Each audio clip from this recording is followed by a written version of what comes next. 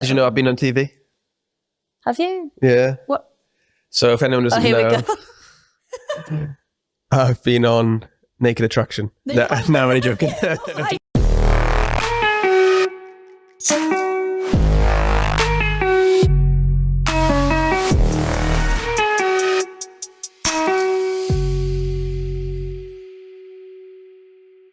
Hello. Welcome back to another episode of the podcast Chatzzz. And we've got a very, very highly requested guest on again today. Believe it or not, we've only had someone on once before. Yeah. That was a person I started the podcast with, Luke. So originally I started the podcast with him. Yeah. We did 2 episodes and then never did it again. So you are the biggest guest, basically. Okay. So yeah, everyone. So Vanessa Brown, part 2. Welcome to the podcast. Well, yeah, it's nice to be back. Thanks for having me back. Yeah. So it's been like 4 months since. 4 months, February. Yeah. What have you been up to since then? Just living my best life in Dubai. I'm joking. I've been on a few work trips. I've been to Monaco. We did AMWC Monaco, which was great. That's one of the biggest European conferences. So that was good fun. Then I've been to Dubai a couple of times because I think work's taken me out there. Like I said on the last podcast, I was hoping that would happen, so I'm manifesting it. And yeah, so I've been to Dubai a couple of times, busy with work, yeah. And I might get a holiday booked at some point. But yeah, VL's busy, Erchonia's busy. It's all good. Yeah. So I was saying to you before I started, what am I going to ask you about? I'm sure there's going to be lots to ask and lots of tangents. Yeah. Probably isn't going to flow as well as the normal ones. But first thing I wanted to ask was, how do you balance the 2 roles you have then? Yeah, it's very difficult. I think. And explain to people the 2 roles and what they are, I reckon. That'd be good. So I do 2 things. So it's VL Aesthetics. VL's 5th birthday last Wednesday. Yeah, happy birthday. Yeah, 5 years that it's been VL Aesthetics. So within that time, I built VL up in a way that it can ultimately run without me physically having to be here all the time. And so the way that I'm able to do both things, and I'll explain what the second thing that I do is because we've got such a great team at VL that keeps it under control and that manages like the day-to-day stuff, which is really important. So having a good team is really important. And then the second thing that I do, other than VL Aesthetics being the owner of that, is I run the UK and Ireland for an American company called Erchonia. And Erchonia are like world leaders in low-level laser therapy. So that requires me to be all over the UK, Ireland, and some international trips as well. Cool. So the first bit about, like you said, about building a great team. So over the last 5 years, imagine there'll be some ups and downs and even one today. How have you found building that team over the years? I'd imagine it was hard to start off with. Does it get any easier? It does not get easier. In fact, I was saying to someone the other day, one of like a doctor that I know really well, and she's just opened a clinic in like the West Midlands, and I was like, look, if I could do it again, I probably wouldn't do it again. It's so difficult. Like getting the right staff is very difficult. And this specific doctor, she's just had a baby. She's just set up a new clinic, and she's like so stressed with it all. And she hasn't got a clinic manager yet. So it's like building that team up. And once you find the right people, you need to make sure you do your best to keep them. But yeah, getting staff is so difficult. And the thing is, you don't know what someone's going to be like in a work situation until you actually start working with them. Like they could be great in an interview. They could smash an interview. And then like basic common sense things just don't prevail like in an actual working environment. So it's very, very challenging. I think having I never like the word interview. Like I always think you get a gut feeling about someone. Yeah. Like I don't put them through loads of psychometric tests or all of that because I just think that that's completely pointless. People can do that really well. But especially this type of business is very, very people orientated. So you've got to like that person, and you do get a gut feeling for people. So yeah, you've got to identify your team very, very well. And you've got to identify it based on the needs of the business. Not just if you like someone, they've actually got to contribute to the business. A lot of people come to VL and because we've got such a great, and they want to work with us because we've got a great training program. But at the end of the day, we're not a training academy. You have to come and bring a certain amount of skills, and you've got to be willing and open to learn as well. Nice. But yeah. So then how do you interview someone or what do you call it? call it kind of like an initial chat. Like I can literally decide within 2 minutes if I like that person or not. Sometimes it's like, no, you're not. What gives you that though? I don't know. It's just very it's very difficult to. You just get it. I don't know. It's like a skill that I think you acquire. Like I don't know. Like it's just you get it. I think like anyone, if you work with people, you obviously can learn to categorize people in different categories. So like you get some people that are like one type of personality and other people that are another type of personality. You get some personalities that you think to yourself, there's no way I'm going to be able to manage them. And those types of people don't fit well within a team environment, because the whole point of a team is that you've got different people that will build other people up, and you've got different people with different strengths that you can tap into. Like at VL, we're a team of 12 now. So you've got doctors. I think we've got 3 doctors, 3 nurses, aestheticians, front of house, clinic managers. So it's a big operation. I don't think people realize how the scope of it until they actually like come in. So yeah, you've got to just ask them the right type of questions. Like, for example, you've got to ask them about their experience, what they know about you as a business. Because if someone comes in and they want a job with you and they've not even bothered to look at the website, like, really? Yeah.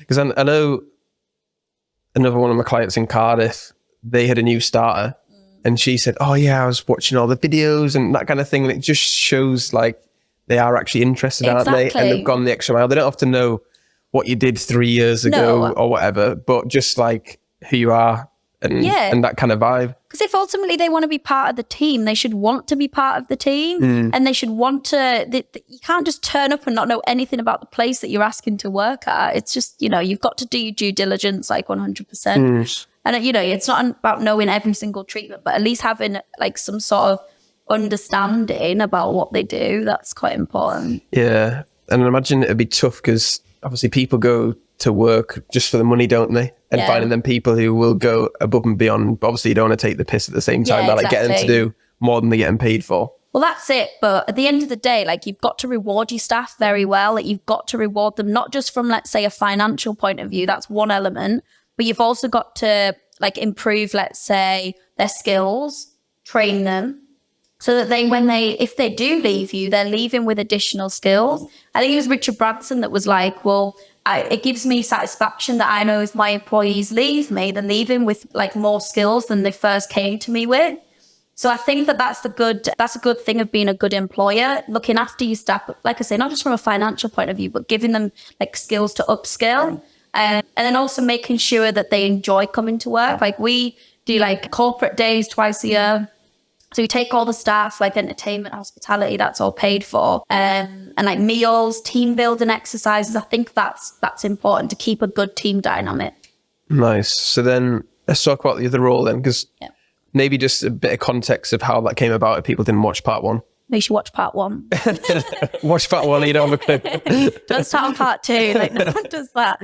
Yeah, so just to summarise. So I became the UK and Ireland sales and operations manager for Erchonia 2 years ago now. So it's my 2nd birthday for that, actually, at the start of May. All the parties. Yeah, I know.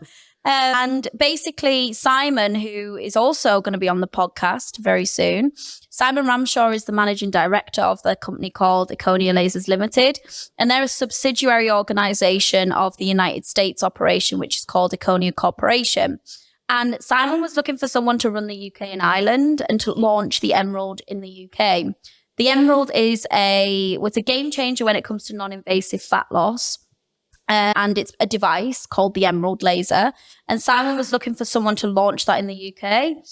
And then our paths crossed because at VL, we were looking to introduce this laser into our treatment offering. And then he was also looking for someone to run the UK. As I've said before, like I built VL up in a way that it can run itself. So I physically don't have to be here on the day-to-day stuff. And so I was able to step out of the everyday role at VL and focus on this full time. So yeah, that's what I also do. Yeah. Nice. And then how's that kind of gone then over the last 2 years to where you are now? Like you say, you want to travel, don't you? Yeah. And then how's that giving the opportunities now to travel? Yeah, I think because when I talk to other clinics about what we do with the Emerald at VL, like I can talk about our experience at VL and I can like teach them how we've done it. So I can talk first-hand experience. And then it allows me to visit clinics around the country in the UK and Ireland. to like show them the best way to implement it into their business. And then we do like international trade shows. So it allows me to like travel abroad, overseas. And then I'm supporting Simon more in an international role going forward as well. Nice. Because then you just recently been to London, haven't you, for the award ceremony? Yeah, more awards. So if you watch part 1, you know I love awards. And stay tuned to watch this space for part 3. I know, in 2 weeks' time. 2 weeks' time, part 3. So for you personally, what are your personal goals? Because like you say, you built up VL to be able to run without you being on the day-to-day. And then you're obviously doing the sales manager of the UK. Yeah. So what are your personal goals? Because like obviously 20-year-old businesswoman, what are you aspiring to do? Yeah, so 27 now. I'll be 28 in August. Yeah. I said 20s, not 20. I was giving you a compliment there. I just to clarify, I'll be 28 in August. Well, I'm going actually on a champagne tour. Yeah, it'll be great. Anything better than just drinking champagne on your birthday? Probably not. So my personal goals are to get the UK market for Erchonia in a way that it can be sustainable, and someone else will step into that role of UK and Ireland country manager. And I would love to launch the Emerald over in the Middle East and really bring it out to the Middle East. So cover like the UAE, Saudi Arabia, Jordan, Oman, etc., and really tap into those markets. So that'll be my next challenge that I've got my eyes set on.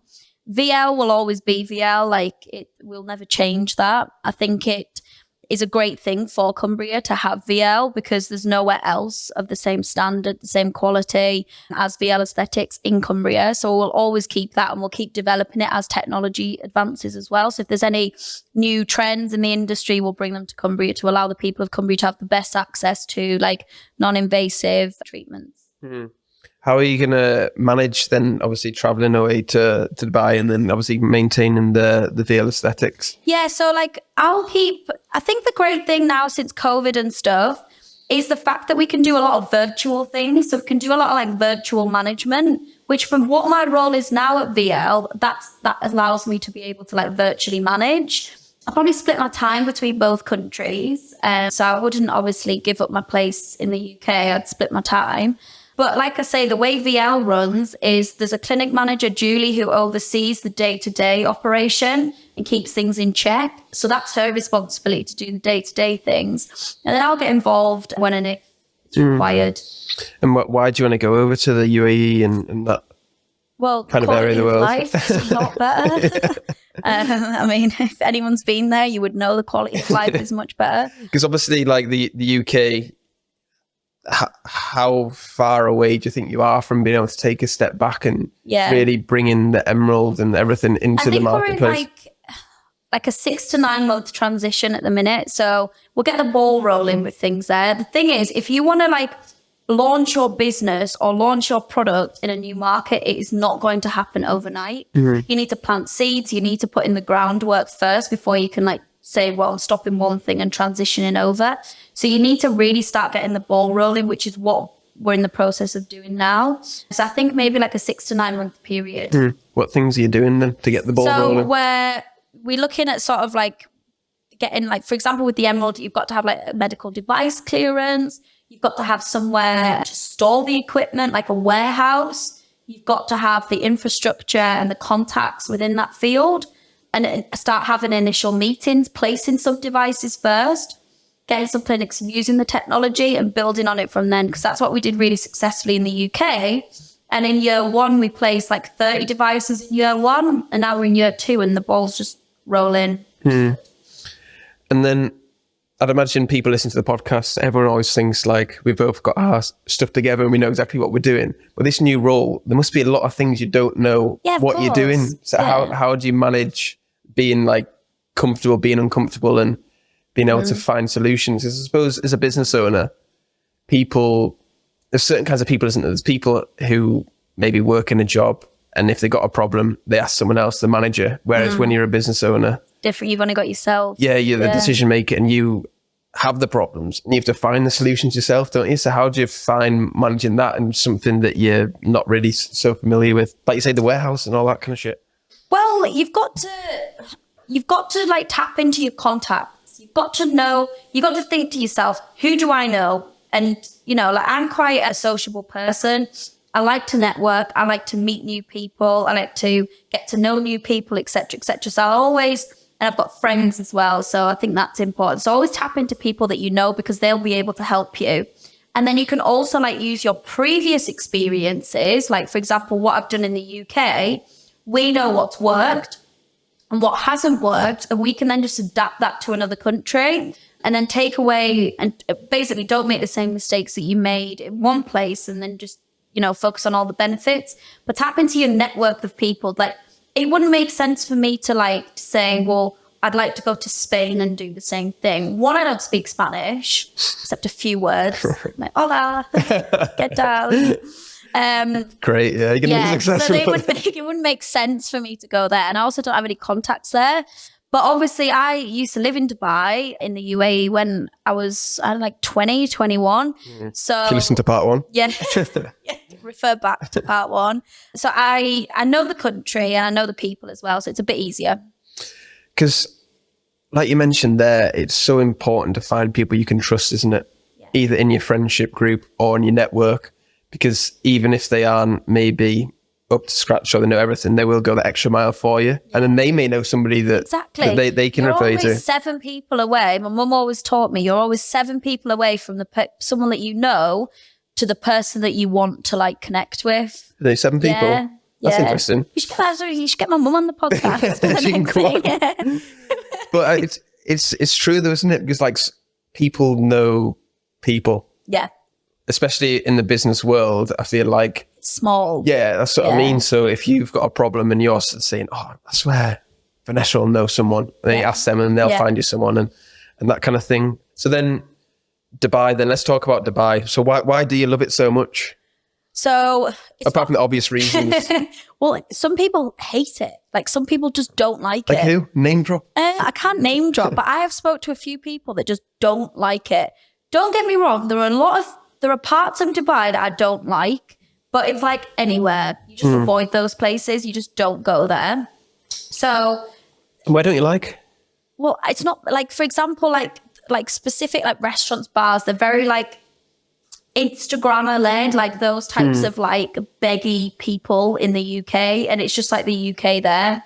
So like, don't name it, but like if you go like West Palm Beach, for example, in Dubai, like or 5 on the Palm, they're notorious for being the type of places that someone like me wouldn't want to go. Now then, I've got nothing wrong with the people that go there. I just don't want to like socialize with that. Yeah, just that kind of vibe, isn't it? You get the sense. And so there's a lot of parts of that I don't agree with. And I think Dubai over the years has changed a lot. Like it's become a lot more accessible for people to go there. And like even like your average person to go there, it's a lot more accessible. Whereas like if you look back to 6 to 10 years ago, it wasn't like that. It was quite exclusive. It had a luxury status, but now it's very, very different. I think that's the common misconception though, isn't it? Yeah. Everyone thinks it's really, really expensive when really I think it's cheaper than go to London. Yeah, exactly. Really. Or about the same. Yeah. Especially if you like pick the places that you go. If you want to spend money, you can obviously spend a lot of money, can't you? Can, yeah. But if you want to be conservative, obviously even go to a nice place, you can on a decent enough budget. Exactly. So there's parts of it I don't like. I just think that living in the UK, we have such a lack of sunshine. And I just think like... There's some good stuff this weekend though. Yeah. Okay, but we get the one weekend. And then we complain it's too hot. I was at the Carlisle match and me and my mate. I was wearing a black It's hot in this room. Like... And I'm sweating. But yeah, because I was wearing like a black t-shirt and we stood outside in the sun and we were saying, "Oh, it's too hot in this t-shirt." That's typical Brits though, isn't it? It's either too cold or too hot. We just complain about everything. But what I mean to say is, right, is there anything more demotivating than waking up in the morning, it's raining, it's cloudy. Why would you want to leave the house and get dressed? You don't? You even struggle to motivate yourself to go to the gym. Yeah. Like, it's just so demotivating. And like the cost of living is just ridiculous. The roads are all beaten up. There's potholes everywhere. Oh, there's so many lately. Everyone's on strike. The country's like... Yeah, it's shambles. Yeah. I think, do you not think that the UK make it really expensive for people to live there? But then tourists, it's relatively-ish affordable. But then in Dubai, say they make it really appealing to live there. Yeah. Then they make all the money from the tourism, which I think is the right way to do it, isn't it? Yeah. Because you want many people to stay and obviously pay some kind of taxes, but not like extortionate. Yeah, of course. But you pay taxes in this country, and where do they go to? Like, that's a completely different podcast. That's why I'm getting to politics. I'm not qualified to talk about that. Neither am I. I just have my opinion on it. But basically, yeah. So the lifestyle's a lot better in Dubai. You get a lot more for your hard-earned money. The places are better. You go to such beautiful places. Options. There's no crime. It's completely safe. The education system, if you wanted to bring up a family there, is probably better than the UK now. So there's a lot of benefits because they've grown the country to be like that. It never used to be like that, but there's a lot more benefits for like an expat to live there. Because I was listening to a podcast the other day, and someone was saying, I kind of related to it. Would you want your child to grow up there? Because then say they've lived a sheltered life, and then when they go out to the real world, and they're just oblivious to what's going on. It's one of them, isn't it? Yeah. I watched a podcast, and it was a female, and she'd brought up 2 kids with her husband in Dubai, and they're completely safe, but the children had no like streetwise credit. Yeah. So they would go to London, and she would be like panicking because she'd be like, how would they survive? Like, because you don't go around London and walk around with like an expensive watch or expensive jewelry or even your phone, because you'll get it stolen in, some places. That would never, ever, ever happen in Dubai. No, you can leave your phone out on like a sun lounge or whatever, and you come back and it's over there. Yeah, but I would never do that. Like, and then I can remember after I'd spent a bit of time in Dubai, I got back. I used to literally just leave my phone, my handbag, whatever. I did it once in Manchester Airport, and I was like, "Oh my god, I need to remember where I am now." Someone will just go and grab that. But it's funny, isn't it? Like, the mindset in Dubai is you feel really, really safe. You do. Which you definitely do. But then, say, like in England, like you say, the Manchester Airport, if you left your phone somewhere, you think it's gone. Then it's a bonus if you get it back. It's just weird, isn't it? Like the mindset. Well, no one stole it. My friend was telling me, he literally was out on Saturday night. Someone stole his phone. Like, what? You don't lose your phone either, do you? On a night out, No. You get it stolen. Yeah, I know. It's weird. Anyway, so long story short, there's a lot more opportunities, I think, in Dubai. Even the Middle East in general, there's a lot of opportunities out there. So that's why I'm kind of favourite over the UK, yeah. How much money do you reckon you need to live a decent life in Dubai? Oh God, I have no idea. I honestly don't know. I reckon you probably Depends how extra you go. But like, to enjoy yourself, but not obviously go extravagant. Do you reckon you probably need like, what, 100 grand a year? Yeah, maybe about Yeah, that. probably. Yeah. It depends where you want to live as well. Yeah, because I don't know. I've looked at like Airbnbs for a month. Yeah. And you can get one for maybe 1,800, 2 grand, something like that. Really? That's all right. Yeah. That's not bad. Like a 1-bedroom one. Yeah. But then obviously if you want to spend more, you could spend 5-10 grand a month. I think to be comfortable there, you want to be on like 100 grand. Yeah, minimum really. Yeah, to be comfortable. It's just different over there, isn't it? Like, a lot of people do have a decent amount of money, but then there is people who just work in like the shops and stuff, isn't it? Or like the theme parks. It's very different, yeah. And that kind of thing. So you can live within your means, or you can go extravagant. Because that's when I first went last year. Yeah. I just assumed everyone was a millionaire, but I was completely wrong. Yeah, it's and different. obviously we went to the Aquaventure water park. Yeah, it's good, that one. Yeah, I like so that one. good. Yeah. And then you're just talking to the workers there and say, oh, we live there and we just earn standard wage I know, and stuff. exactly. And you can live within your means, can't you? Exactly. Wait, Did you see that episode of The Apprentice? Which one? When they had to go to Dubai and do like a tour? No, I heard about it actually. That would be like so a bit of me. Imagine that. I'll be the next thing of tours in Dubai. Well, I did That'd be actually. good, though. I had 2 interviews for The Apprentice. Have you? Yeah. What happened? So I had an interview. I obviously didn't get on it. Did you apply? Calling Lord Sugar out right now. Yeah, I did. I applied 2 interviews. I applied for The Young Apprentice when that was a thing. How old were they then? Oh my God, like 16, I think. Okay. Yeah, 15, 16. But they got rid of that, which I actually thought it was quite a good concept, Young Apprentice. And then I had an interview for the actual Apprentice, like, I don't know, 4 years ago, 5 years ago, something like that. Yeah, I didn't get on it. So you just did the first interview and that was it? I had 2 interviews, yeah. Got called. Must have liked you a little bit. Yeah. Did they give you feedback or just didn't reply? No, just didn't. Too busy for that stuff, aren't they? But I'm glad I never got on it, because realistically, like, it probably wouldn't be for me. Yeah. In fact, it'd be fun to do it. I just couldn't take myself out of my business at the moment, like whether it's Erchonia or a VL, and commit like 2 months to doing it's a lot. But I would quite like to do the tasks, like, you know, just... Yeah, it'd be good just to stimulate your brain in a different way, wouldn't it? Yeah, it'd just be funny. And I'm quite competitive as well. So like, I would just want to like win every task. So, Some of the people who go on there are absolute idiots. They're literally on there just for the TV. Yeah, but it's a TV show, isn't it? And you think, have these people got any business acumen like, at all? No, most of them don't. Like, I've stopped watching. I'll watch like an occasional episode now and again. I don't think I watched the last series, but I'll see like some clips and you think like, how are you literally just putting this on for the TV, or are you being serious? I know. Like, obviously you do put something on. I know. Like, and they've got like such random, like, I mean, quite a lot of people have been very successful with certain business ideas on that. But then they've got such random ones like bakeries. How many are you going to really go up and compete against like Greg's? Like, really? And then you've got things like sweet shops that want to then become this like multinational brand. So yeah, it's crazy. It's funny. Did you know I've been on TV? Have you? Yeah. What? So if anyone doesn't know, I've been on Naked Attraction. No, I'm only joking. Oh my God. There was a guy from Cumbria that went on that though. It was me. No, it was me. I've seen him in Walkabout one night. Really? Like, absolutely only. I've been on Dinner Date. Dinner date? Yeah. How did that go? Well, I'm single now, so not very good. So I was living in Cardiff at the time. Yep. This must have been aired about 3 years ago now. Okay. So it's been on reruns non-stop. Let's get it on YouTube. Yeah, which is quite cool. But you know what I'm watching tonight? Yeah, series 10, episode 15. If anyone wants to listen or watch it. I love Dinner Date actually. Yeah, Good thing I put on, the same client from Cardiff, the person who newly employed, had a meeting with them, like all three of them, and he was telling her about me.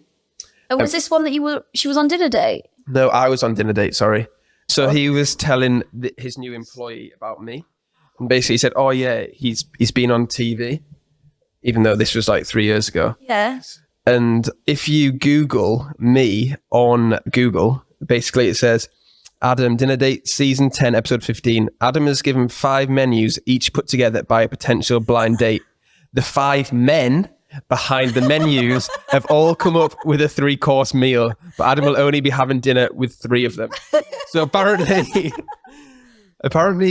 so-called girls that I went on a dinner date with were actually all men. So that was interesting. Is that on Wikipedia? No, that's just like it's on Google. Yeah, if you search on Google. So anyone search on Google. So I take it that's incorrect. Yeah, that's actually incorrect. You're the person that would go and have the dinners, not cook the dinners. Yeah, so how it came about, basically, when I was in Cardiff, I had a business partner. We did like events and marketing and that kind of thing. And he got messaged on Instagram saying, oh, do you want to come on dinner date? But he had a girlfriend. So he said, oh, Adam will do it. Yeah. Because obviously nobody wants me. So I was like, yeah, cool. Did the phone call. But bearing in mind, I've done a few phone calls before for other TV shows, like X on the Beach and stuff like that. Yeah. But not that I was going to go on X on the Beach, but I pied that one off because that wasn't my vibe. Yeah. But then they just ask you loads of like random questions. Like what? Like, what's your type and what would you do on a first date and what's your ideal first date, or who day in history, and basically you just have to put an act on just to get on it, to play it basically. So then did 2 interviews or whatever it was. This podcast isn't about me, by the way. This is about Vanessa. So eventually got on, and then they came to Cardiff. So they didn't say if I was going to be the picker or the person. Cook, yeah. And I was saying, oh, I'm not going to be the cook person because I don't really like cooking. I know, it'd be quite funny, wouldn't it? But I want to be the center of attention. I want to be the person picking. Yeah. So I remember they rang me up. I was for an Everton game. Said, oh, you're going to be the picker? And I was like, sick. So yeah, the first day they did like the videos beforehand. Yeah. Like, oh, who's your celebrity crush? And I said Kylie Jenner for some reason because she's got loads of money. Kylie Jenner. Yeah. And then the second day was the first date. Yeah. Which was all right. The third day was the second date. Basically So you do it like one day after another? 5 days. A week? 5 days filming. To film dinner date? Yeah. 5 days filming for like an hour episode. You don't get paid. You just get expenses. So they pick you up, like you were living in Cardiff, so would you go around different houses in Cardiff? All the girls were like in Bristol area. So it was like... How far is that from? Like an hour and a half in a taxi. So I'd pay for my taxis there and back every day. And at the time I was drinking as well. Okay. Not that I've like got a problem, but I was drinking alcohol. So you're sober now. Yeah. So I was just drinking Prosecco, getting absolutely smashed every day. And girls were cooking me a 3-course meal. So I was loving it. You know what I mean? So the second date, my ex was like half Asian, half Welsh, like half Malaysian, half Welsh. So I said I like Asian girls. So they paired me up with an Asian girl on the second date, which wasn't really my type. But then, and her kitchen was filthy. I watched it back. I watch it and I'm like, oh my God. I watched it back on video and I was like, oh my God, how have I eaten that? And she took like an hour for the dessert to come. And the food was, not good. I don't like mushrooms as well. And she gave me like coq au vin, which had mushrooms in. So but you picked the menu. Yeah, but I didn't know what it was. Oh, did you not? Yeah, and on Google it. On the video, I was like, I rang my mum and asked what it was. And she said it was mushrooms. I hope it's not mushrooms. But I tried one for the show. TV's not real. And on the third date, one of my mates, Kieran, shout out to Kieran, WhatsApped me saying, the first girl you went on a date with has got a boyfriend. Oh. So sent me a screenshot of like a picture they'd posted like a couple of weeks before. Dirty dog. Yeah, at New Year. But their family were loving it. Because when I was there, they were at the top of the stairs looking down and that kind of thing because they were fans of the show. Not of me, obviously. Yeah. Family gathering or dinner day. Literally. So then I showed the producers, like, no, this can't be happening. We've vetted them, blah, blah, blah, blah. And then at the end of the third date. This can't be happening. This is all coming out now. Yeah. At the end of the third date, the girl was saying, because the producers were in the other room, like losing the shit, but we were still mic'd up. So I said to the other girl, I think she was called Katie. I was like, how do you think the date went? Blah, blah, blah. She was like, who are you going to pick? And I was like, funny story. Told her about the first girl having the boyfriend. You just picked her for the band. I might pick her and call her out on TV, even though the third date was the best crack. So then the next day, I was going to Swansea for a meeting or something. And the producers rang me and were like, Katie doesn't want to go on a third date with the third girl because of the way he was speaking about the other girls. Because I said I was going to pick her and call her out on TV and stuff. And I was like, fuck's sake, she was actually the best. Oh my God, you dug yourself a hole with that one. Ring her up again and ask her. And she didn't want to do it. The second girl, who I didn't really like, was at work. So I had to pick the first girl with the boyfriend. So then I was like kicking off being a diva, being like, I'm going to call her out on TV. And like, you've broken all the rules already. So you can't do that. Went to her house, obviously knocked on the door and was like, so why did you pick Tamara? I think she was called. Like, the best date ever, blah, blah. Just like, because I had no other option. Yeah. And then she's like, you're not drinking on the final day because I was absolutely smashed. So I was allowed one drink. Who told you that? The producer said I was only allowed one drink on the last day. All right, mum. And then they did the final thing saying, I'm an adult, I'll do what I want. Are you going to see them again? I was like, no, maybe not. And then at the end it says, Adam and Tamara never see each other again. Because they never see each other ever again on dinner day. Apparently they've had one success story in the whole series. There's about 20 seasons of it. And I said to them at the start, I said, this is going to be an episode you're never going to forget.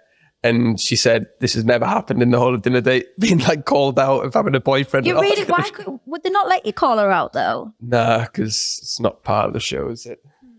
Well, it would have been funny. But she denied having the boyfriend, but it was like a picture. Did you ask her? Nah, I couldn't. I know, but they could have just cut it out. Yeah, I know, true. And then it's just awkward. It was awkward because they'd obviously spoken to her saying, have you got a boyfriend? Because Adam says you got a boyfriend. And then you two, did you see each other again after it? Nah. Really? Yeah, literally. You not got on Instagram or anything? I can't remember. If I find the messages from Kieran, maybe, but I haven't really been that bothered. Oh, well. So you were doing like events and marketing back then? Yeah, so my first business was events. So when I was at uni, I was an events promoter for different nights. That leads us nicely into this new business venture, doesn't it? So I know you're getting into events and stuff, but I've stopped because of COVID. So we were putting on events around the UK, Ibiza, Budapest, Amsterdam. Yeah. And then, it was one of them businesses for me personally, because the marketing was taking off. It wasn't sustainable and scalable for just us two doing it at the time, because we only had a finite amount of time and we had to keep on putting on events every single week to make the money. And it was a cash flow nightmare. That's a lot, isn't it? Yeah. Because especially for these nightclub events, this is just my experience because people do it really, really successfully. Yeah, but they do. The way we were doing it, we'd put on events in different cities, different weeks, and we'd be traveling around, constantly promoting, and we just burn ourselves out. So then obviously you can make a bit of money on them, but then when you lose money, you lose a lot of money because you're paying out money for the hiring out the venue, you're paying money out for the DJ, you're paying money out for the promotion, you're paying out money out for the ads. No one turns up. And that kind of thing. And it's a big risk because you're basically pumping this money in. The most memorable one was in Leeds, Easter Thursday. Terrible. Easter Thursday, is that a thing? Definitely not. It's Easter Friday. Yeah, but it's Good Friday, isn't it? Because people are off on Good Friday. It's definitely not Easter Thursday. Yeah, well, I wish you were there when when we were booking it. You were trying to get this concept of Easter Thursday. I'm still trying to say it should have worked. So bearing in mind, I'd go with that. Yeah. We'd never been to Leeds. Yeah. Hardly knew anyone in Leeds. We'd sold like 200 tickets, which was all right. And they said they were going to get about 400 people walking, walk-ups. Nobody walked up. We pumped in like $5,000 or something to that event and made like 1.5 back and lost $3,500. We had 3 rooms open, closed 2 of the rooms, had 1 open. And we had hired these massive inflatables, it was like Zoo Project, Ibiza. Yes. Hired the massive inflatable like dinosaurs and spider and flew in DJs from Ibiza. And then people were saying, oh, this is class. And I was like, this is definitely not class. And then, that was the most memorable one. But it's a risk, isn't it? You're pumping money in. Well, for me, it was pumping money in. Yeah, you don't know how many people are going to come. Don't know how many people are going to buy tickets. People are going to walk up. And for the marketing, B2B, build better relationships, service-based, contracts, all that kind of thing. And it's scalable. You can employ team members to be in it and that kind of thing. So, yeah, that's enough about me. I've babbled on for a while there. Let's talk about your events. So watch this space because 2024 will be launching a new... Do you know what makes me laugh about this? If you watched part 1, right? You were like, we were talking about awards, right? Yeah. And you were like, oh my God, it's like your hobby doing awards. Like you just love going to them. Like you go to awards every week. And then when you went to an awards a few weeks ago now, I messaged you being like, you literally try to compete like going to the awards. So anyways, watch this space because next year in April 2024, we're going to be launching the new Cumbria Business Elite Awards. So that is going to be launching. It'll be taking place at the Holston and all businesses around Cumbria can enter and we'll only have a select amount of categories. And obviously, because I love Dubai so much, I'll be bringing some of the Dubai entertainment to Carlisle. So you will have your minds blown. Yeah, I was saying to Vanessa before, I was saying, I don't think Carlisle's ready for this shit though. Carlisle is ready. He needs it. So everyone's going to be there like, what the fuck is going on here? Wait, we'll get good promo though. That definitely Exactly. will. It'll get good promo because, I'm just sick to death of seeing the same mundane, boring awards layout. It's the same template. They follow it. You have your 3-course dinner and then you just do the awards. Like that's boring. Who really wants to do that? So these awards that we're launching next year are going to be, and going back to the fact I love business, entrepreneurial, etc., etc. This is a new business venture for me. So we'll be launching that next year and it will definitely be one not to miss. And then I'm hoping each year it'll just get bigger and bigger. So we're talking about having like an after party because obviously I love after parties and entertainment throughout the night. If anyone wants to look at the Billionaire Club in Dubai, it'll be based around that. So it'll be great. So what are you sponsoring it? Well, if I'm up for an award, definitely. That's how these things work. I've been told apparently. Actually, so that is how the majority of awards work. You're right. Yeah, exactly. You have to sponsor it in order to win it.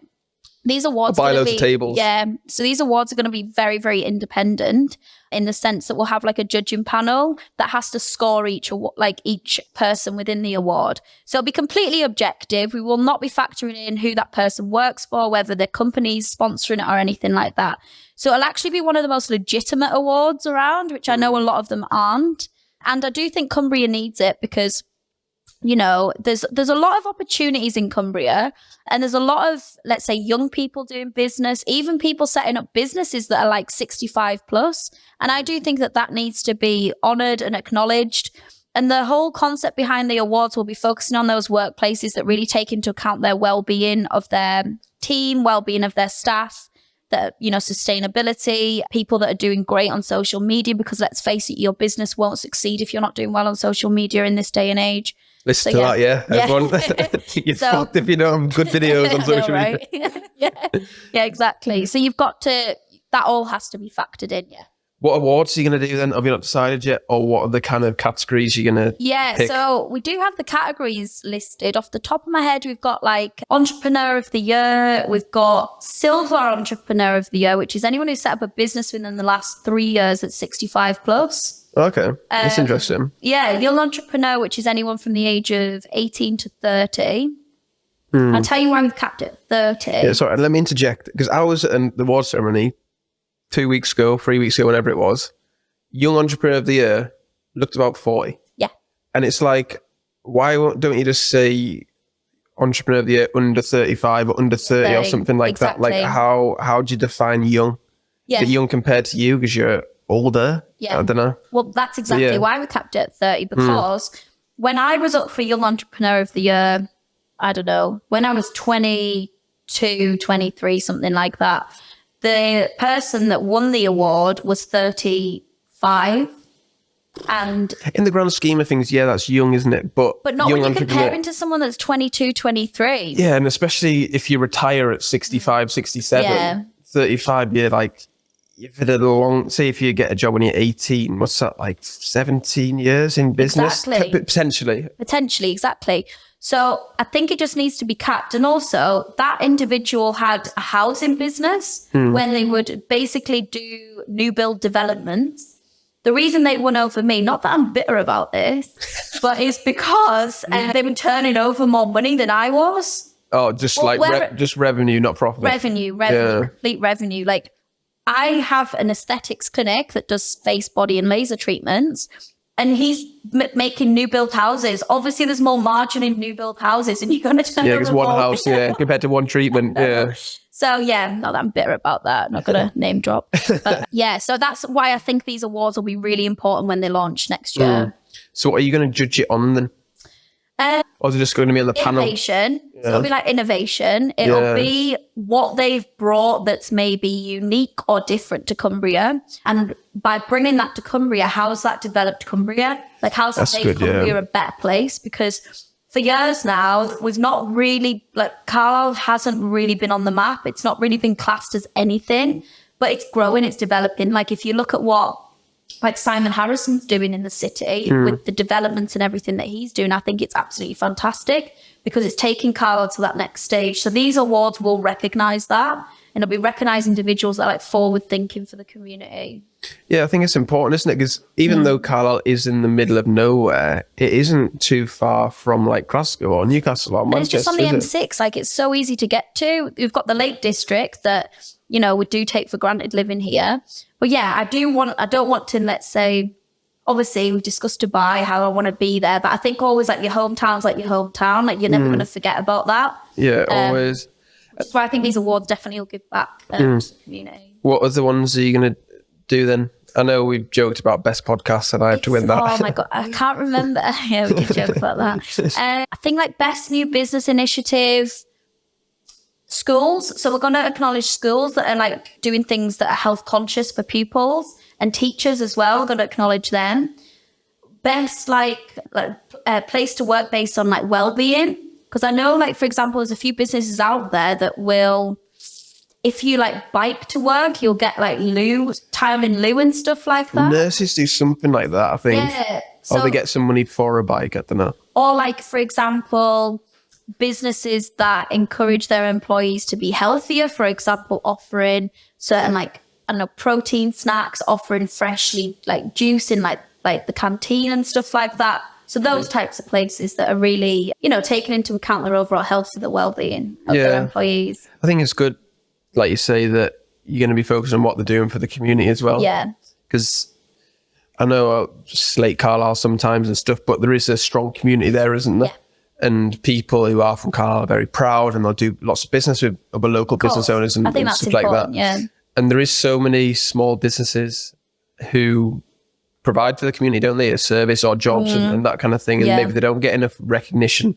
as they should compared to like, say, the bigger companies in the area. Exactly. Like local shops that have, you know, with the rising like rates of like rent and stuff like that, and they're still surviving. I do think it's so important. So yeah, the awards will also like form partnerships with local businesses as well. I think that's important, isn't it, to get the local businesses involved and partner with the awards ceremony to give back. Yeah.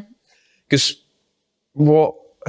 say for the awards then, are you going to focus it mainly about just like the well-being and that kind of thing? Or is it going to be just a general businessy kind of feel? So I know you spoke about a bit of both. Yeah, so it's going to be about business, but I am conscious that there are awards that already do that. So this one is going to be slightly different in the sense that wellness, because our concept at VL is very, very health orientated, and it's very much on improving the way people look and feel, both from an internal and an external point of view. So it has to tie in with what we're doing, which is why we want awards that are going to shout about health, wellness, well-being as well. So it will focus on general business, but the general business needs to have an angle of wellness and well-being within it. Yeah, I think it's important to link the two, isn't it? Yeah, definitely. Stay on brand. Yeah. Because there's no point in doing, like you say, the same as other people. Because there is awards, isn't there? There is awards, and then there's the elite awards. So I said to you, the Star Wars, I said, why elite? Because they're elite. Yeah. I like the name. But yeah, like the entertainment's going to be very, very good. What should people expect then, apart from... You'll be flying in DJs from IB firm. Oh, no. You can pay for them, definitely. I'm not paying for them. I'll sponsor the best podcast award. I've told you this already. That's the thing. Who else does a podcast in Cumbria? No one. No one. Of any relevance. Yeah, I'm not relevant at all. I've not heard of any. That's the thing that I like doing this is that nobody is doing it in Carlisle or Cumbria that I know of, and it just makes you stand out, isn't it? Well, that's innovative. It's got in with the times. Yeah. It's giving people the information that they want in an easy, manageable way. I wouldn't say it's innovation because I'm not kind of... Well, it is a bit. How do you define innovation then? Podcasts 5 years ago, were they a thing? They weren't popular. They were a thing. This is what I mean. It was only COVID that made them like popular. Because I would say innovation is like reinventing the wheel kind of thing. But maybe there's a bit of a grey area. Yeah, I mean, it does depend how you define it. I just think that no one was doing podcasts really 5 years ago. Yeah. Like, were you doing one 5 years ago? No, exactly. Yeah. No one was making TikTok videos 5 years ago. No one was making video content. They would like on social media. Yeah, especially portrait ones. I mean, Instagram stories really have only been a thing for the last 5 years. Yeah. Before that, they weren't. You look at WhatsApp now. WhatsApp is basically replicating Snapchat in the sense that you can send like just short like photos that don't last. If you need to quickly send something that you don't want to save, like, so things are developing. So you need, this is what I mean, you need to be on the train of that. Yeah, and like you're saying about the awards as well, if you can be first to something, you'll always be looked at as the person who kind of instigated that kind of thing. And say an example, the podcast that I posted last night from Dave from Top Dog, it just gives people an insight into who they are as a person. Yeah. So say the one we did, the first one, people probably see you as Vanessa from BL Aesthetics or Erchonia or whatever, and they just see in that business environment, but actually understanding and learning what makes you tick and what you enjoy doing in your free time and that kind of thing. It just humanizes you and gives people more of a understanding. Like Dave, he said, listen to the podcast a little bit. Can't believe I went from shitting it to thinking it sounded great. Thanks again, Adam. And one of the first things he said to me when I met him was his kid's got a disability. Oh, really? And I was saying to him, nobody would know that. And this is one of the reasons why I like doing the podcast. It's because people watch that who see him taking in the dogs, probably smiling with his wife. Yeah. But they don't know what goes on behind closed doors at home. And I was saying, that's amazing. Like you started a new business during COVID, I think it was, or in the last couple of years. And you're managing one kid with a disability and you've got another kid as well. Yeah, that's really good. It's like, that's crazy. I know. Like I didn't know that. I know. And I bet 99% said, I don't really talk about it, to be honest. But it's like putting out that message or just their story for people to... And this is it, because going back to the whole community thing about Carlisle, Cumbria, it is a big community. Yeah. But it's a supportive one as well. So I do think that people knowing and understanding more about people is important. Yeah. And definitely, like, I'd recommend anyone to do a podcast. Like, I know you want to do it. It is a lot of time to organise. Well, you've got quite a lot of viewers and listeners now. But the reason why that is, I think, is because this year I've done one every week. Okay. So say last year I was doing like a vlog or whatever. Yeah. So I was still in like I want to be the guy who does vlogs kind of phase. And then this year I was thinking, what do I actually want to do with my life? Is this benefiting me? Yeah. And I was watching the vlog last night or this morning. I was thinking, oh, that's so cool. Yeah. Like, I enjoy doing them, but I should just post them separately. I'll just keep them to myself. Whereas doing a podcast every week, it forces you to network. Exactly. Like you're saying, you love networking. You've introduced me to Simon, who's doing the podcast, which is cool. And forcing yourself to have conversations with people that you wouldn't normally talk to for an hour. Yeah. You learn a lot about someone in an hour. I know you do. Crazy amount. Yeah. And it's just that consistency as well. People, for some reason, people look forward to listening to my podcast every week. And I think that's crazy because I'm just chatting shit to somebody. Do you not? Like, people find that interesting. I know. And podcasts are so easy to listen to because you can do them like on the treadmill at the gym. Yeah. If you go out for a walk or something, you can do it then. If you're traveling, like on a plane or a bus, train, anywhere, isn't it? I'm trying to think of other modes of public transport. Yeah, walk, train, bus, plane, trains, boat. planes, all of them. So it's easy. It's accessible to listen to. And like I said to you, funeral director client in Cardiff, we've recently started one. They've done 3 episodes because it's just, and we're doing more networking with them. Like I've suggested to you, of going to other businesses to build their brand awareness, to be shown to the local tyre centre and service centre, venues, celebrants, all that kind of stuff. Just so people are familiarising themselves with funerals and making it think, yeah, it is inevitable. Why don't you talk about it? And same with you, with what you want to do.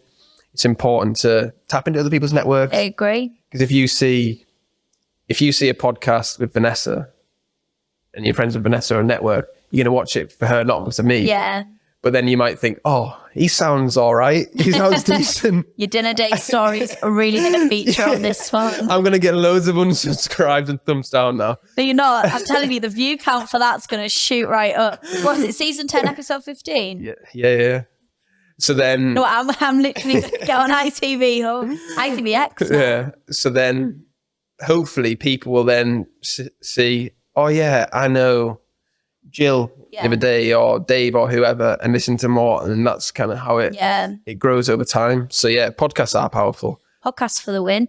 Let's talk about the races. Yeah, the races. That's what I was going to say. We've got the races coming up. That was on the agenda for the day. Yes, we've got the races coming up. Third year VL are sponsoring Ladies' Nights, Monday the 7th of August at Carlisle Racecourse. And this year we're going big. We're going extra. Going Dubai. No, let me quiet. But you're taking the races to Dubai. Yeah. No, I did go to the Dubai World Cup back in 2016, which was really good. Dubai World Cup? Yeah, for the horse racing. Oh, right. I was going to say the football definitely wasn't No, it's for the horse racing. Okay. So taking elements of that to this. Of course you are. So tell you what, Carlisle's not ready for this shit. I'm telling you. This flops. I've told you. I'm waiting for 5 years. This flops. It's on you. Yeah. So we're obviously we've got to the races. We are headline sponsors. What does that entail then? A headline sponsor? So we get to name all the races, which we haven't actually yet decided what we're going to name the races because it's not till August. So we've got a bit of time. So there'll be 6 races. We've got a celebrity doctor come in, Dr. Nima, who's one of my friends from London. And he's going to be helping me pick the best dressed. And this year we're going to do a best dressed female, best dressed guy, and a best dressed couple. So they can each win like a prize, which is like a voucher at VL and it's like some champagne and flowers or something like that. And then there's going to be a VL lounge at the races. Nice. Where it'll be in the bar area and we're hoping to have like a VL limited edition cocktail that we're going to be doing. Yeah. Which, keep an eye out for that. Who's doing that? Oh, I cannot say. The races will hopefully, the catering team will hopefully put something together. Got an idea of what it'll be. What flavours do you like in a cocktail? Well, it's going to be green because of the emerald laser. Okay. Yeah, talking point. Are you going to do a mocktail for me? Yeah. I hadn't thought that through. I didn't think about that. No, I didn't think about that. That's not water, it's fine. But yeah, so then what else does that entail then? Like, how did that even come about? How many years have you been doing it? 3 years. It'll be the third year now. That's cool. So then how did it come about in the first place? Did they approach you or did you approach them? They approached us and said, look, do you want to sponsor it? Like, I think it's really in line with like your brand and stuff. I says, yeah, it is really in line with the brand. I love horse racing. It's great to take the staff out. It's great to take doctors that I know, like through Erchonia, and suppliers as well. It's a good thing to do for them. And it's always fun, the races. So the VL Lounge will have the cocktail. There'll be some freebies in there. And there's obviously the style awards. And this year is going to be more focused around like sustainability. And I would recommend everyone to go to Sarah Gard, who does amazing like hats, fascinators. Oh, yeah. She's very, very good. Have you had her on the podcast? No. I think that'll be the next hour. I'll drop an email in. You're going to start charging me for these finder's fee. Nah, you didn't take it. So yeah, it'll be really good. How important is it for you as a business then to give back to the local community, sponsor and that kind of thing? Massively, because although we do have customers that travel to us from Scotland, the northeast, and like south of Cumbria, the majority, I would say about 80% of our clientele are Carlisle based, and the rest, factored in around those other locations. So it's important for us to give back, but it's also important for us to support the fact, because I like sometimes on social media, I'll get people commenting like saying stuff like, oh, you should age gracefully. You shouldn't do anything to change your face. You shouldn't do anything to improve this. And I'm like, why are you even following this page? Like, if you think that, like, they're a fan secretly deep down, aren't they? But it's not about that. Like, it's the fact is, right, if someone doesn't feel good about how they look externally, that massively impacts them internally. And that massively impacts their day-to-day life. It can impact their work, their career, relationships with their partner, children, everything. It can just affect it all. And we see that on a day-to-day basis. So when people comment things like, oh, you should age gracefully, like, keep your opinion to yourself, Karen. Like, it's nothing to do with you. If you think that, fine. But you can't judge somebody else, like, if they want to do that. No, everyone's got their own choice. And I think the people that are like keyboard warriors on social media, they're taking time out of their day to think and type that message out and send it. It's like they have nothing better going on in their lives. I just feel sorry for them. Yeah. And half the time they haven't got a profile pic. Oh, 99% of the time, isn't it? But it's those people are just very, very unhappy. And it's like, if you've got nothing nice to say, don't say it. But this is it. You can give feedback, and don't get me wrong, I love feedback if someone thinks I can improve something or I'm doing something wrong or doing it a different way. I take on board every day. Yeah, and if, this is slightly off topic, but if you've got like friends or acquaintances or whoever who just say, oh, you're doing so well, you're smashing it, not really your friends. Like, what does that do? It just gives you that false sense of confidence where you don't learn anything when you're doing well. You learn stuff when you fuck up and you improve, don't you? Well, it's like even things like here, like we'll do mystery shops because I want to know what the inquiry process is like. I want to know how many times does someone call you, how many times they tried to get in touch with you, what are the reasons for us maybe not being able to contact you. So it's constantly about improving that process. But yeah, look, at the end of the day, I don't think there's anything wrong with improving things, and people come to us because they trust us. They know that we deliver the best possible care and service because we use the best technology, and we've got, an amazing team of people. So yeah, the races sort of lines in with that because it's ladies' night. And I always think people for ladies' night, they'll buy a new outfit, they'll want to do their hair, makeup, etc., etc. So they do feel good about it. And even guys like to put a nice suit on. Guys like to go to the races. So yeah, it's a good social event. And I always think it's like one of those events that's always on the calendar for people in Carlisle and Cumbria. Yeah, it is.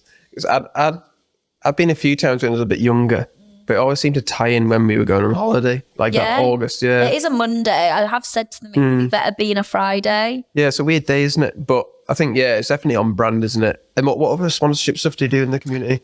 So we sponsored the wedding show, which was at the start of the year. So they're the two things that we do, like the wedding show and then the races. And then obviously we've got the awards, which will be launching next year.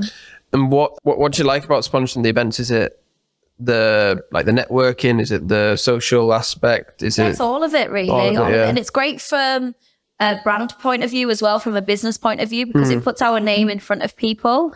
And I think sometimes people, when they hear the word aesthetics, like they don't really understand what it means. Like our name is VL Aesthetics, yeah, but what does that mean to people? Well, I'm always like, well, it's a place where you can come and have any treatment to improve your face or body, and it's actually going to work. You know, we've invested over like, I think about £750,000 in equipment. So the equipment that we have works and it does deliver a result. So if anyone's got any concern, non-invasive or even like minor surgery, like we can obviously offer them a solution. I suppose like sponsoring, like you say, it's good for brand building, isn't it? Because there's no way to like track the return on investment or anything like that, is it? You just, I suppose you just check the numbers over time, like say, oh, year on year, oh yeah, we're improving. That was definitely a good thing. And listen to the feedback, and if you're having a good time as well, then it's worth it, isn't it? Well, I do. And I think some people get very confused with marketing and branding. And sales as well. Yeah, they're very, very different things. Like your marketing funnel is like a combination of so many factors. Like you can't just do one of them and then expect like a result. You've got to be doing them all consistently as well. Like some people will be like, well, I did one social media campaign and it brought me 2 customers. What a waste of time. Yeah, but you don't know that that is a waste of time. You need to like view it over a period of time. And then like we've done things in the past that have not been great value for money. Like when we used to do radio ads, I think radio ads are a complete waste of time. They've not worked for us as a business. They may work for other businesses, but never for us. But yeah, you've got to do different elements of a marketing campaign to get a result. Yeah. And it's difficult for, say, small businesses as well when they've got a finite amount budget, of money, and say if they do invest in like social media or radio ads, whatever, they're relying on that to work for them. I know. And more often than not, if you're desperate for that money to work, it's not going to work, and it's not going to give you the return that you want because, like you say, it's time. You need time to build that brand organically first. Exactly. And then you want to use the marketing, whatever it is, to enhance it, take it to the next level. It's just, it's... Yes, if anyone's concerned with marketing, they need to contact you. So then what's the plans for you then for the rest of the year then? Because obviously you said about the awards next year. Then we said about the races, which is in August. What date in August? Monday the 7th. Monday the 7th. And then what else have you got personally planned? Any goals that you want to achieve? Yeah, well, so Dubai's on the radar. I'd love to have done that by Christmas time. So what's in gone with Erchonia? Well, I'd like things to be a lot further forward than they are right now, so that would be beneficial. Yeah. So what specifically do you have to do then until the end of the year? Because I know we've only got 6 months left. Exactly. This first 6 months of the year flew by. Massively flew by. So we need to get some sales out there. So I'll be having like meetings, building up like my professional network out there. So that'll be happening over the next few months. So building up a professional network then. LinkedIn's a good way. I think LinkedIn's powerful. Yeah, it is. People underestimate it massively.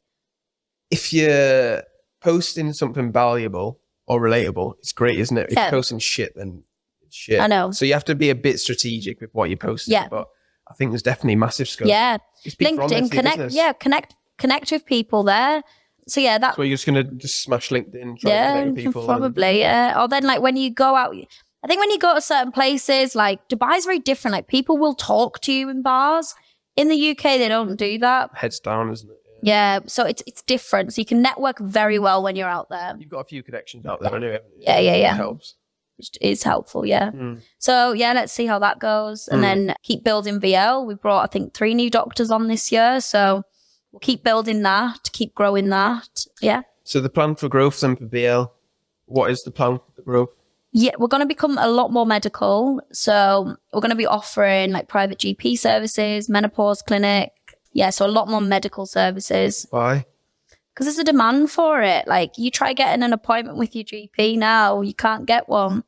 So yeah, there's a massive demand for it. So then it's going to be more of a private kind of... Private clinic, private medical clinic, yeah. Is there anything else you need to do? Get it there, or is it just we've got the team? We've got the team. We should get word out there. Oh, right. Yeah, cool. And then you personally, what you wanted to do? Any holidays? Any else in the pipeline? Dubai. Obviously. I know everyone's going to be sick of the sound. We just named this podcast Dubai. No, I'm joking. Yeah, I think like Spain. I'll go to Spain. Maybe for like a long weekend, something like that. But I've like got an extensive bucket list that is not getting ticked off. because I just keep going to the same places. I'm like that. I'm a creature of habit. Yeah. I And like it's what like, I like. I know. And how you, like, it's getting longer, this list, and it's not getting shorter, and things aren't getting ticked off because I Get keep it out. just What's got on it? it's on my phone. I haven't got Where's my your phone. phone? It's upstairs. Oh. It's extensive. What's on it? Name it. India's on it. Okay. Why? I just always wanted to go to India. I want to do like Goa, Calcutta, New Delhi, Okay. Mumbai. Mm. Yeah. Then there's a lot of places in America like Texas. I really want to go to Texas. San Francisco. I've not been San Fran. I want to go to North Carolina for some reason. Do you know a fun fact about America? I was actually born in Boston. In Were Massachusetts, you? in America. This podcast about you or me? That's another fun fact. Yeah. Someone said I should do a podcast about me. But You should. You should. nah, I'm better asking the question. No, you're not. It's- You've hijacked half of this I one. know. Is the bucket list mainly places you want to go, or is it things you want to do? Places I want to see. All right. Have you got one of them like maps? That you just... Yeah, I've got it in my office you? upstairs. Yeah. See, Again. this pesky office. You should have done it in there. I know, we should have done it there with the map. Bring Your it for the phone. next one, round 3. Okay. Right, what else is on the list? So what else have I got? I've got like, I really want to do, you know, the Caribbean where there's that pig beach. Oh yeah. Really want to do I that. think I've seen that on Instagram. St. Martin as well, because that's the one where the runway is like so close to the beach. Oh yeah. And I've if you seen and that. you can take like a selfie with a plane landing, yeah. I just think that'll be like That'd be really cool. cool to see. That'd be good content. So I want to do that. Then quite a few places in Europe, like I want to do the Amalfi Coast. I've seen people go in there. That seems to be quite Yeah. popular now. Doesn't it? And I am actually ticking off one place because I'm going to Rennes, which is like this Champagne region in France for my birthday in August. Oh, nice. So that'll get ticked off. Then I want to do like, the Amalfi Coast is on there. Barcelona, I went when I was a kid, so I don't really remember it too much. So I want to do that again. That was cool. I went when I was 18 for my 18th birthday. Yeah. It was nice. Is it good? Yeah. Yeah, I had a friend who moved over there for sixth form. She like kind of showed me around. And That's stuff. quite So cool. It was quite cool. Went to like the football and stuff. And then Asia, so I want to do like Siem Reap in Cambodia. I want to do Kuala Lumpur. I've not done those, so I'd like that's to on go the to Bali. list. Yeah, Bali as well. I'd like to do that.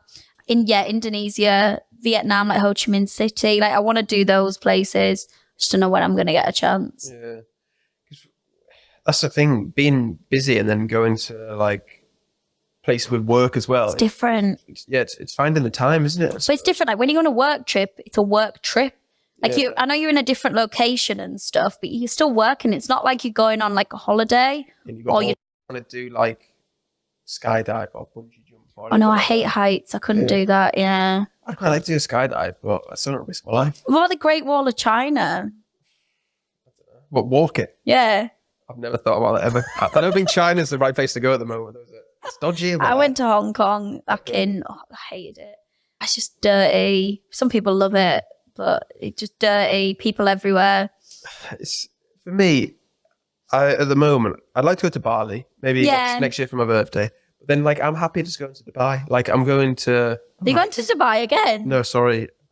I want to go back to Dubai again, but I like going for my birthday. It's like February, so it's not It's not too hot. Yeah, now it's hot. Yeah, and like I've got a few friends out there as well, so it's ideal. Yeah.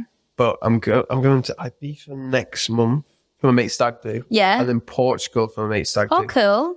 So it's like But Europe, the thing is, Europe's really easy to like access, like all these places. It's quick. flights Like, to Ibiza are like 200 quid are they? return. Yeah, I'm like I could go to Dubai for that. I could time You it could right. easily. But yeah, it's Yeah. stag I do's are mean, good, but it's like forced fun.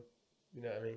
But it's heavy work, isn't it? Yeah, Yeah, I mean, I'm going to Valencia in a few weeks for the weekend that'd be nice. because we've got some family friends that have just moved out there. So going there just for the weekend. Mhm. I am going to Silverstone for the Formula Oh, yeah. One. Have you been before?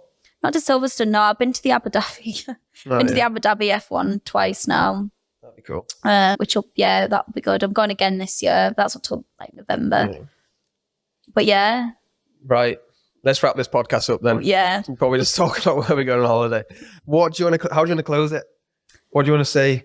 So we've got Erchonia DL. We've got Awards, the races. Then we've got the awards.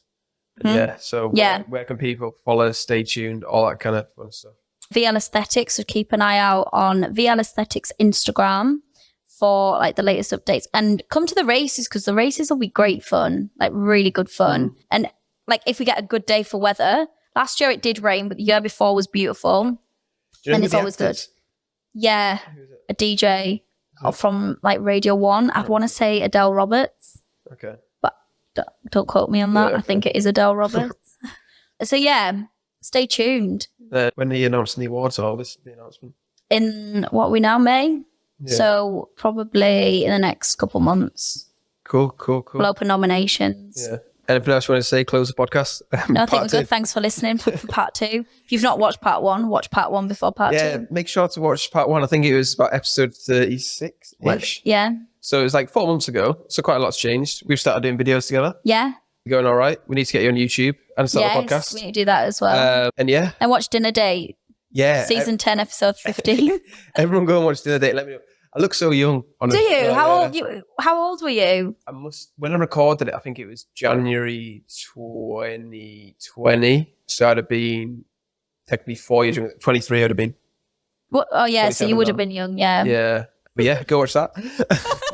Watch on YouTube, make sure to subscribe, like the video, comment your favourite part. Any questions for Vanessa or any questions again on another podcast, leave them in there. If you listen on Spotify or Apple, make sure to follow the podcast and leave a 5-star review, and we'll see you next time.